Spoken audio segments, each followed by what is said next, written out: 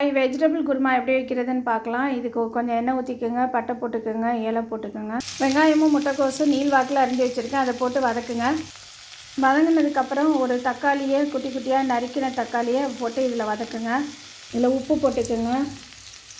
தக்காளி வதங்குறதுக்குள்ளே நம்ம மசாலா ரெடி பண்ணிடலாம். இதுக்கு நாம் தேங்காய், சோம்பு, சட்னி, கடலை, கொஞ்சம் முந்திரி பருப்பு ஒரு 10 இதை எடுத்து ஊற வச்சுருக்கேன். இது எல்லாத்தையும் இப்போ நம்ம மிக்ஸி ஜாரில் போட்டு பேஸ்ட் ஆக்கிக்கலாம், அரைச்சிக்கலாம்.